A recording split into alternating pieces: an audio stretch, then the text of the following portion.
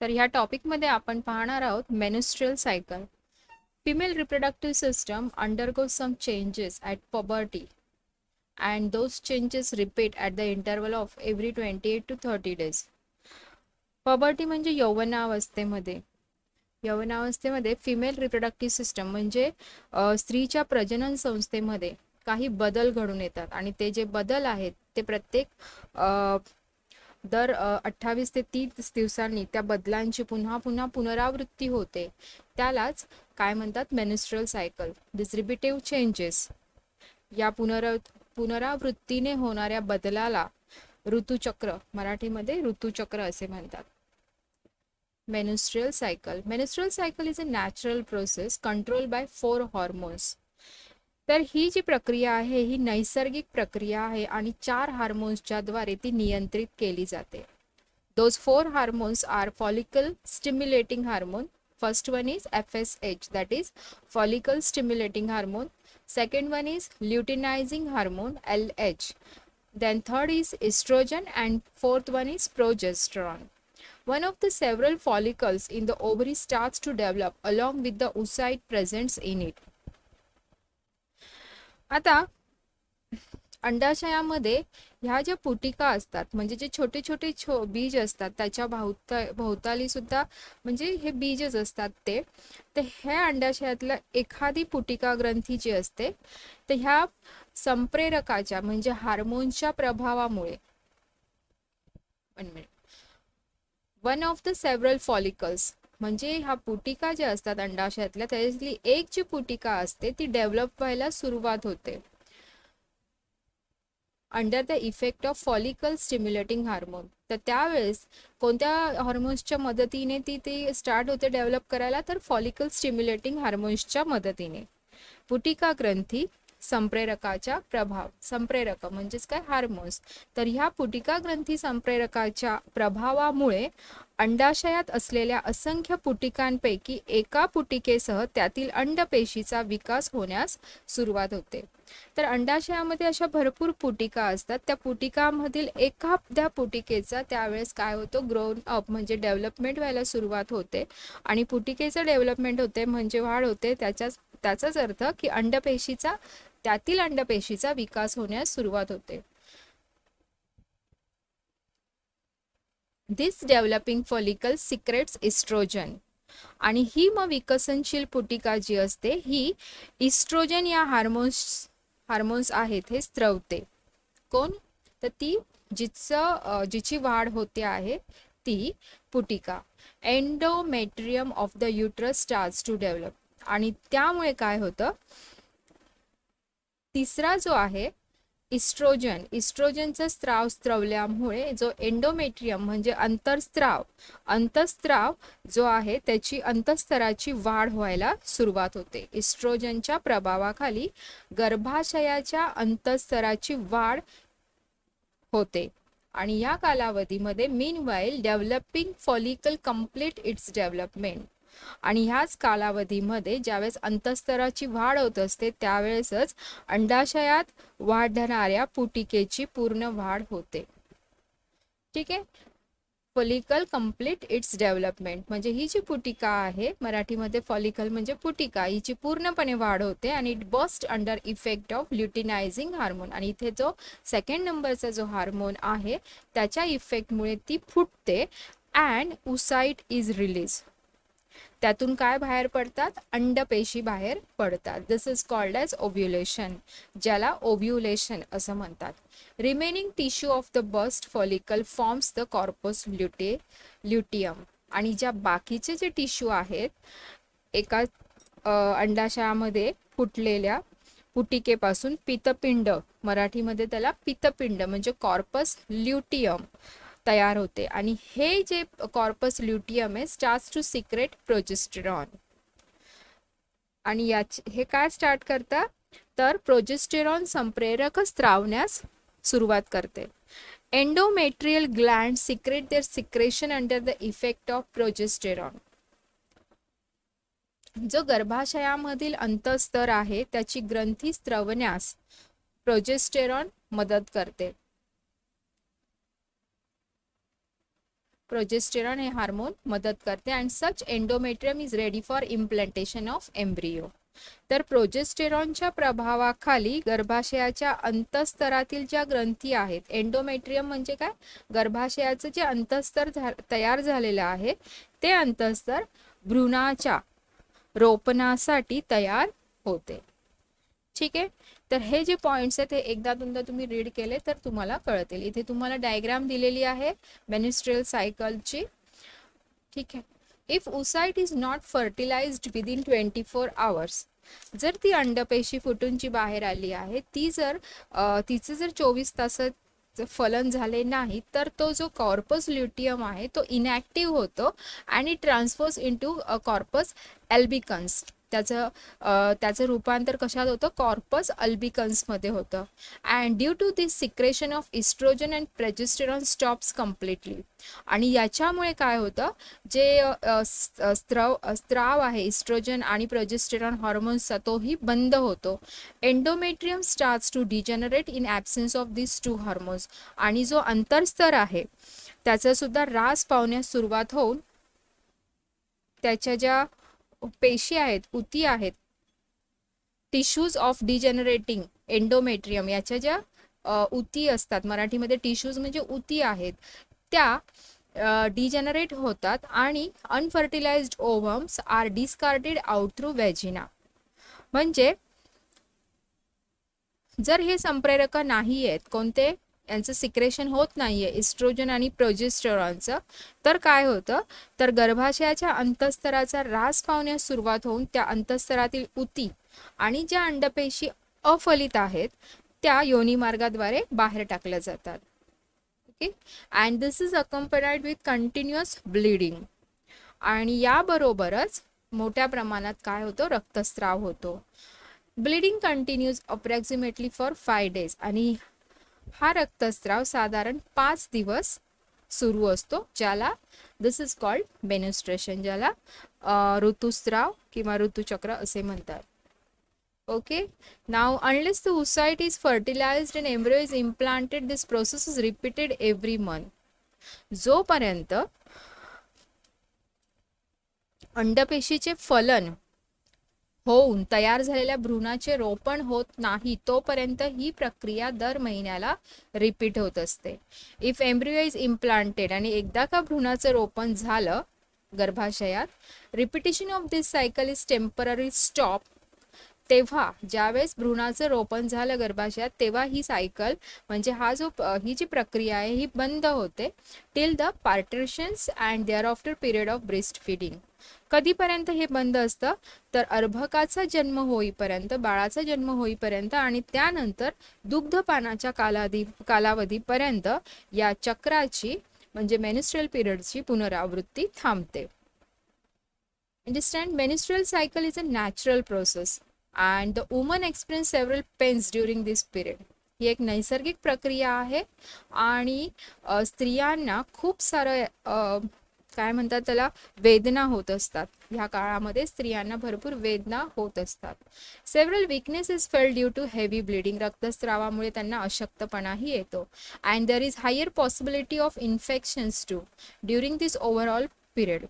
आणि संसर्ग होण्याचीही शक्यता या वेळेस असते. And due to all such reasons there is need of rest along with special personal hygiene. तर अशा वेळेस स्त्रियांनी वैयक्तिक स्वच्छतेकडे लक्ष देऊन आरामही करायला हवा. Reproduction and modern technology. प्रजनन, रिप्रोडक्शन म्हणजे प्रजनन आणि मॉडर्न टेक्नॉलॉजी म्हणजे आधुनिक तंत्रज्ञान. Many couples cannot have children due to various reasons.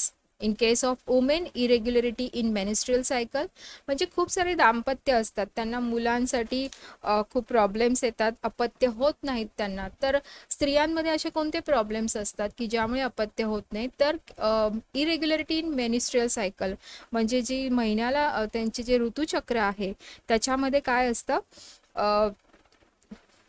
अनियमितता असते. डिफिकल्टीज इन oocyte प्रोडक्शन्स, अंडपेशीच्या निर्मितीमध्ये अडथळे येत असतात.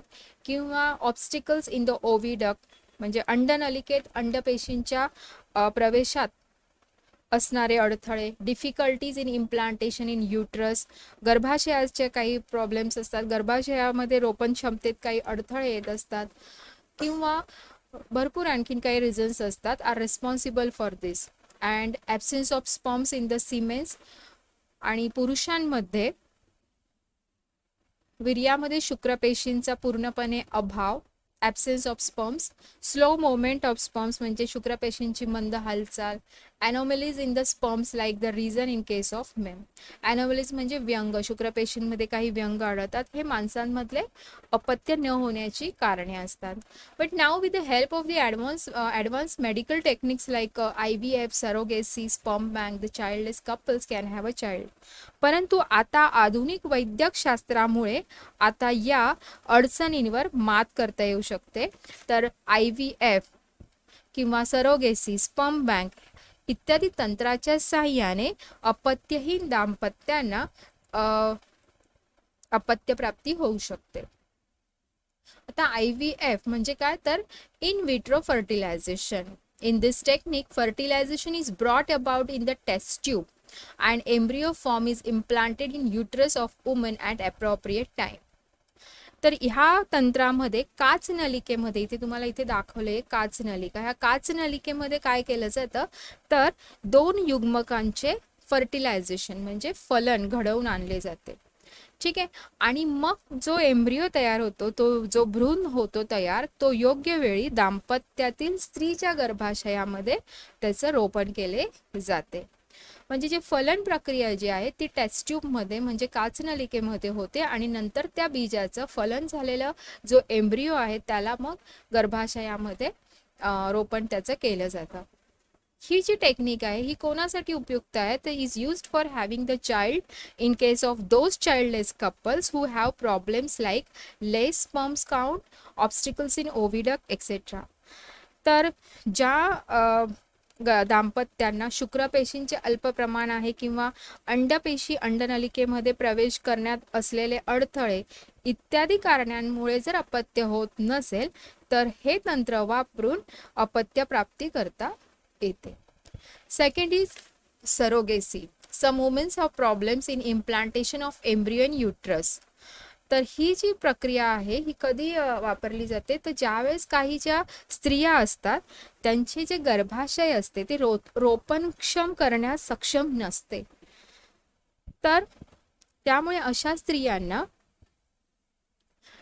मॉडर्न रिमेडियल टेक्निक सरोगेसीची गरज पडते. इन दिस टेक्निक, या टेक्निकमध्ये काय केलं जातं, तर oocyte is collected from the ovary of the woman having problem in implantation in uterus. That oocyte is fertilised in test tube with help of sperms collected from her husband and embryo form from such fertilisation is implanted in the uterus of some other womans having normal uterus. ज्या दाम्पत्यांना मूल होत नाही आहे त्या दाम्पत्यातील स्त्रीचे जे अंडपेशी आहे ती त्या पुरुषाच्या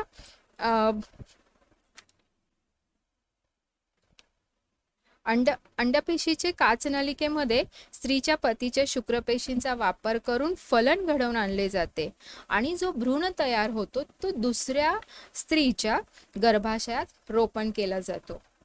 आणि अशा परिस्थितीत ज्या स्त्रीच्या गर्भाशयात भ्रूण रोपण केलं जातं त्या स्त्रीला सरोगेसी मदर, सरोगेट मदर असं म्हणतात. Is called as surrogate mother. Okay. Then third is sperm bank.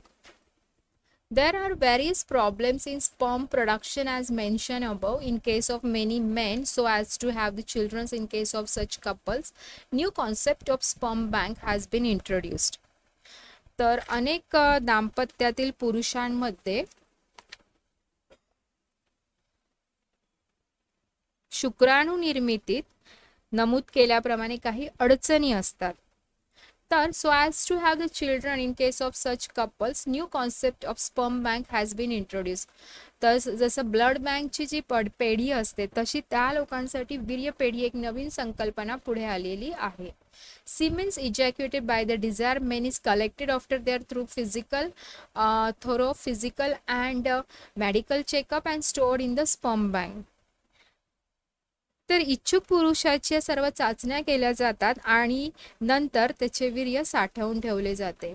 आणि नंतर गरजवंत म्हणजे as per the wish of needful couple, म्हणजे ज्या दाम्पत्याला गरज असते त्या दाम्पत्याचे oocytes of the woman of the concerned couple is fertilized by IVF technique using the semen from sperm bank. तर वीर्यपेढीतल्या वीर्यामधनं अंडपेशीचे फलन केले जाते आणि resultant embryo is implanted in the uterus of same woman, आणि तो IVF केलेला म्हणजे IVF टेक्निकनी जो एम्ब्रियो तयार झालेला आहे तो त्या स्त्रीच्या गर्भाशयात त्याचं रोपण केलं जातं. Name of the semens donor is strictly kept secret as per the law. तर इथे कायद्यानुसार वीर्यदात्याचे नाव गुप्त ठेवले जाते. ट्विन्स म्हणजे काय, तो जुळे. Two embryos develop simultaneously in the same uterus and thus two offsprings are delivered simultaneously and such offsprings called as twins. तर ट्विन्स कोणाला म्हणतात, जुळे कशाला म्हणतात, तर गर्भाशयामध्ये म्हणजे युट्रसमध्ये एकाच वेळी दोन भ्रूणांची वाढ होते आणि दोन अपत्य जन्मास येतात, अशा अपत्यांना ट्विन्स म्हणजे जुळे असे म्हणतात, जुळी अपत्य.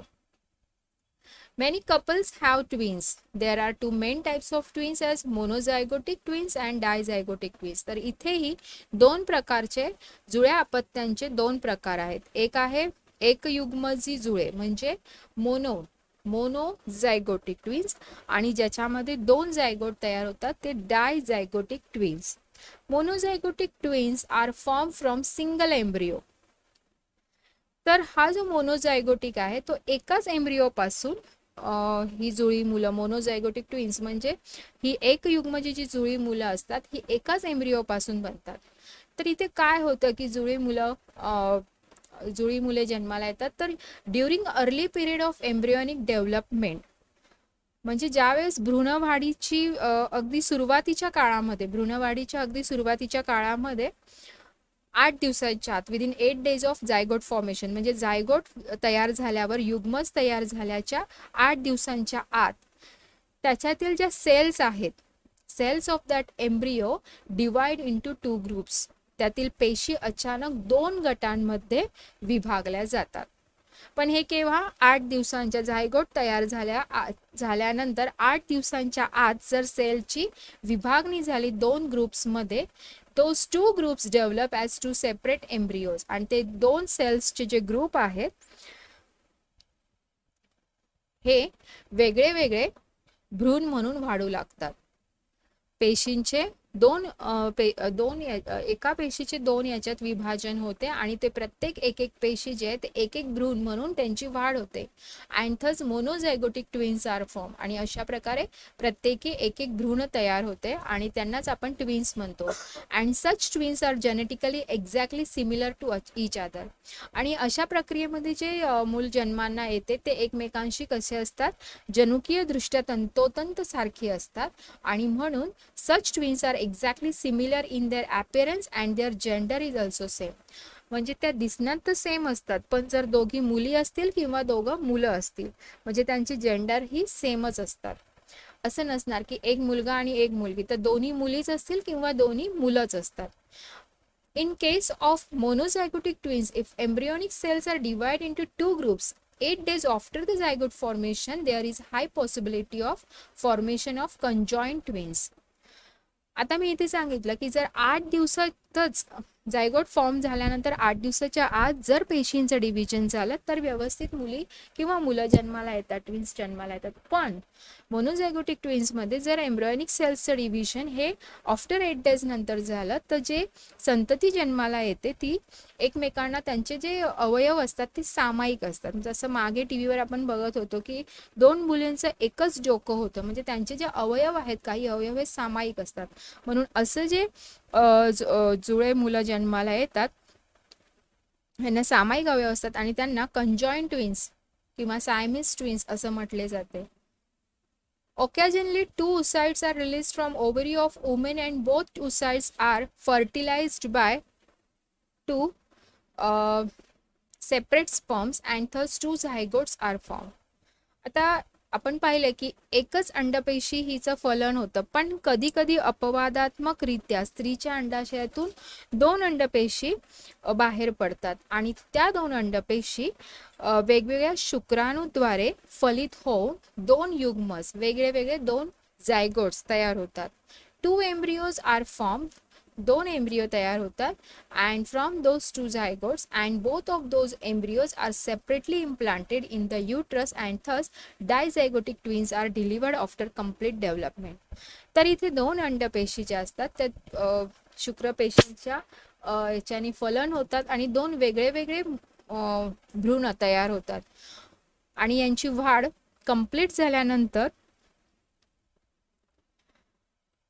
2 भ्रूण तयार होऊन दोन्हींचे गर्भाशयात रोपण होते आणि पूर्ण वाढ झाल्यानंतर जुळी अपत्य 2 अपत्य जन्माला येतात आणि अशी जुळी अपत्य जनुकीय दृष्ट्या वेगवेगळी असतात. Such twins are genetically different.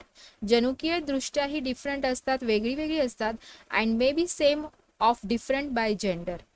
आता येथे एक मुलगा किंवा एक मुलगी असेल किंवा दोन्ही मुलं असतील किंवा दोन्ही मुली असतील तर इथे सांगू शकत नाही. जसं आपण मोनोझायगोटिक मध्ये आपण सांगू शकतो की दोन्ही जर मुली असतील तर दोन्ही मुलीच असतील किंवा दोन्ही मुलंच असतील. असं नसणार की एक मुलगा आणि एक मुलगी असू शकते, पण इथे एक मुलगा किंवा एक मुलगी असू शकते किंवा दोन्ही मुलं असू शकतात किंवा दोन्ही मुलीही असू शकतात. अंडरस्टँड?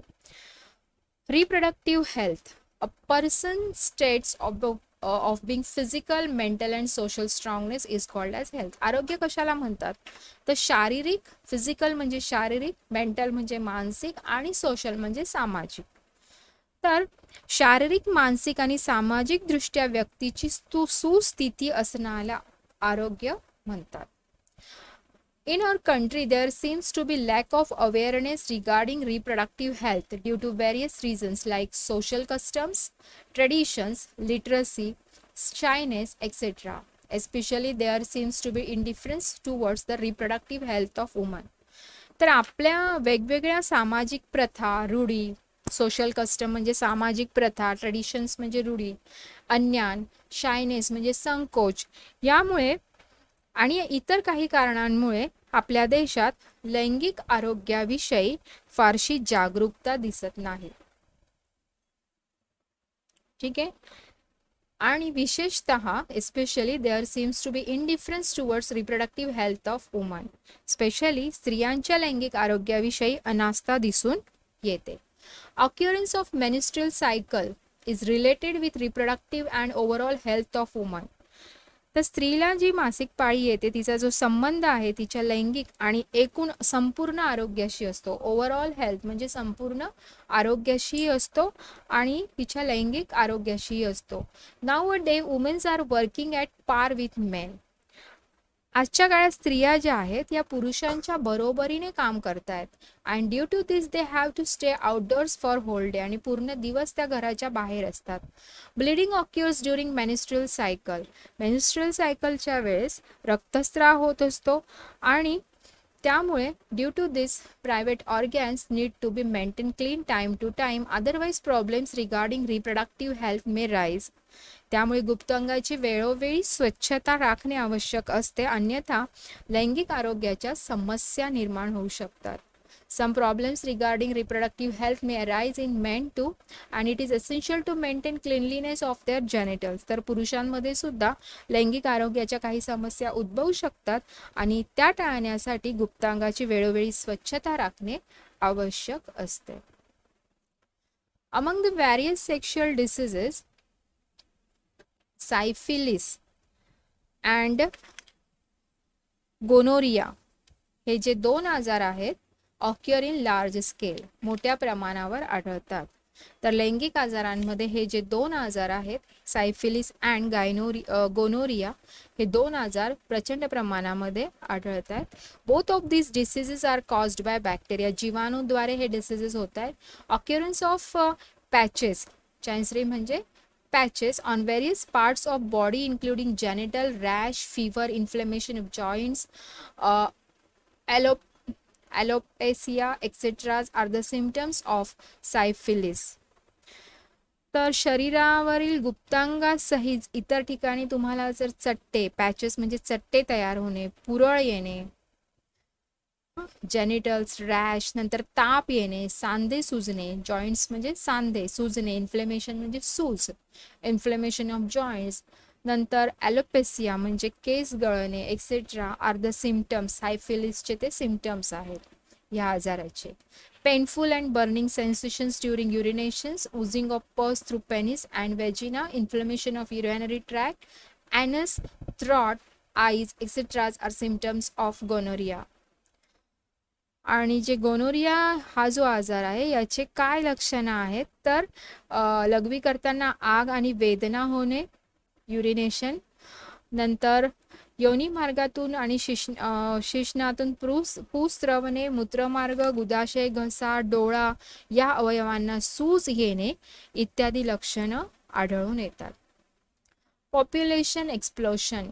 आता लोकसंख्येचा विस्फोट म्हणजे काय तर excessive growth of the population within short duration is called as population. कमी कालावधीमध्ये काय सांगितलं, शॉर्ट ड्युरेशन म्हणजे कमी कालावधीमध्ये खूप मोठ्या प्रमाणावरती लोकसंख्येतील वाढीला लोकसंख्येचा विस्फोट म्हणतात. कमी कालावधीमध्ये लोकांची संख्या वाढते प्रचंड प्रमाणात, त्याला म्हणतात पॉप्युलेशन एक्सप्लोशन म्हणजे लोकसंख्येचा विस्फोट. You may have realized from the table given besides about fast populations growth of India. इथे तुम्हाला दिलंय की 1901 या वर्षी पॉप्युलेशन होतं 23 करोड, काहीतरी 23 करोड 83 लाख होतं. पण जर तेच पॉप्युलेशन 2011 मध्ये बघितलं तर 23 करोड वरून पॉप्युलेशन 121 करोडवर आले. म्हणजे याला लोकसंख्येचा विस्फोट म्हणतात की कमी वेळामध्ये लोकसंख्या भरपूर प्रमाणात वाढणे. तर याचा परिणाम भरपूर होतो. We have to face various problems like unemployment, decreasing per capita income and increasing loan, stress on natural resources etcetera. या परिस्थितीमुळे काय होतं तर बेरोजगारी वाढते, दरडोई उत्पन्न आणि कर्ज वाढतं, नैसर्गिक साधन संपत्तीवर पण याचा ताण पडतो. There is only one solution for all such problems and it is population control. आणि म्हणून याचं सर्वांचं एकच हे असतं उपाय की तो आहे लोकसंख्या नियंत्रण. Family planning is essential for this. आणि याच्यासाठी फॅमिली प्लॅनिंग करणे म्हणजे दाम्पत्याला एकच मूल जन्माला घालून जोपासण्याचा कल अनेक दाम्पत्यामध्ये, जोडप्यांमध्ये आता सध्या दिसून येतो. आणि family planning is essential for this. Okay, इथे हा लेसन संपला आहे. थँक्स.